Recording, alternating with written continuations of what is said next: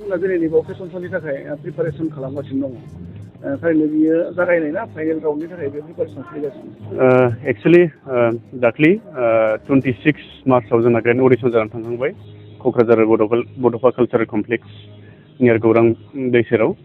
दा दिनै फैनानै जोंहा ग्रेन्ड फाइनालनि सम श'नि मुङानो जाहैबाय miss tin Assam India and miss universe Assam 2026 organized by Aronai Entertainment, Co-operative Society Limited and Art and Motions, Dance and Film Society.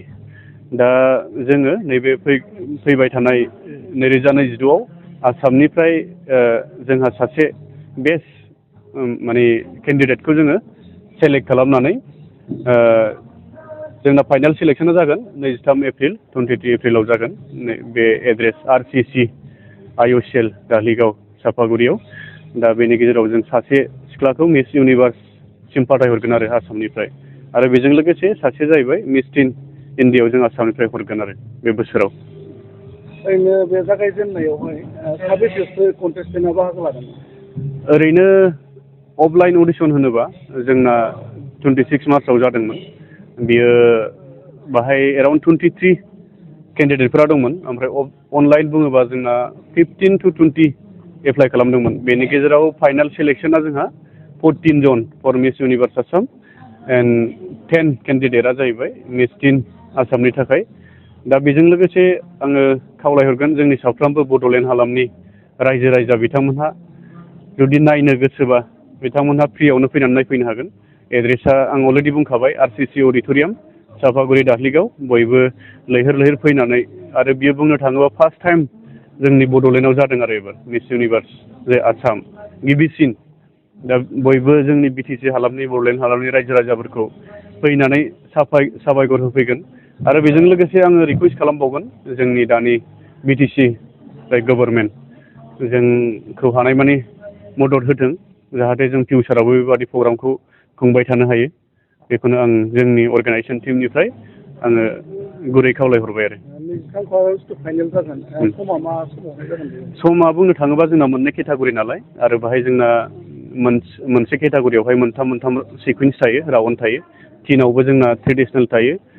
Introduction round थायो आरो फाइनेल राउन्ड थायो आरो मिसआवबो बिदि सेम प्रसेसआनो दा जोङो मेकआपनि प्रसेसबो दङ जोंहा ड्रेस गानहोनायनि प्रसेसबो दङ जोङो टिन केटागरिखौ जों एराउन्ड 11 AM निफ्राय जोङो स्टार्ट खालामगोन बे स्टार्ट खालामनानै जागायनानै टिन केटागरिया जोंना एराउन्ड 3 बाजिसोआव जोबहैगोन बेनिफ्राय जोङो मिस केटागरिखौ लाबोगोन एराउन्ड 4:30 नङाबा 5 आरो जोंहा माखासे इनभाइटेड गेस्टफोर दङ चिफ गेस्ट हिसाबै जोङो जोंनि दानि BTCनि गाहाय खुंगिरि श्रीजित रेसपेक्टेड हाग्रामा महिला सारखौ जों खावलायदों आरो नाजाबाय थादों सारा एटेन्ड जायो आरो जोंहा टुरिजम EM हिसाबै जों धीराज बरगयारि सारखौ हांख्रायदों आरो जोंहा फरेस्ट EM हिसाबै जोङो पानिराम सारखौ जों हांख्रायदों कालचारेल EM निफ्राय जों मनेस्वर सारखौ हांख्रायदों आरो जोंनि चिरां डिस्ट्रिक्ट बिसा आरो माखासे रेनाउन्ड सिंगार आर्टिस्ट जों बिथांमोनखौ हांख्रायहरदों आरो जोंनि सेन्ट्रेल बड' सिनि एस'सिएशननि गासिबो आर्टिस्टफोरखौ जों हांख्रायदों क'क्राझार डिस्ट्रिक्टनिखौ जों हांख्रायदों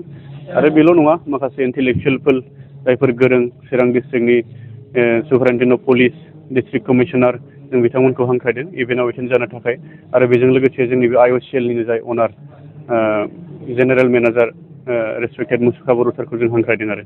ग्रेन्ड फाइनालाव एटेन्ड जानो थाखाय गोजोन्थों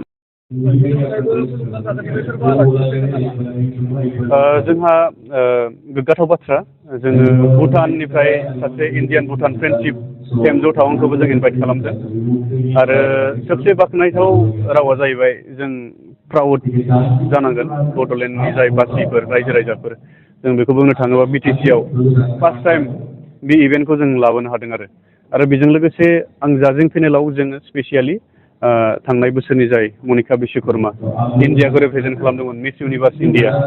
बेखौ जोङो एसे चिफ जास्ट हिसाबै इनभाइट खालामदों आरो बेजों लोगोसे मिस इउनिभार्स अर्गानाइजेसननिनो जाय प्रानजायजि अपारेटर मिस्टार आमजाद खान मुम्बाइनिफ्राय बिथाङा फैगासिनो दङ आरो बेजों लोगोसे जोंहा लकेल जाथि हिसाबै जोङो बर'निनो सासे फेमास एक्टर फुजि बिथांखौ जों जाजिं पेनेलनि थाखाय इनभाइट खालामदों आरो बेजों लोगोसे जोङो जाजिं पेनेलावनो डक्टर निजोम महिलारि जाय बिथाङा आइ आफा हस्पिटालनि सासे अनार जों बिथांखौबो जाजों पेनेलाव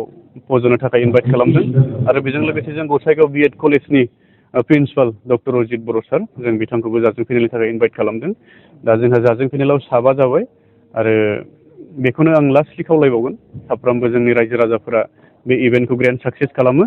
जाहाथे अल आसामनिफ्राय जायफोर दाब दाब जिल्लानिफ्राय नुजाफैनो हानाय बिथांमोनहा जोंनि बड'लेण्डखौबो मोनसे पिस एबा सापर्टिभ प्लेस हिसाबै जोंनि अल आसामावहाय जाहाथे गोसार होनो हायो आरो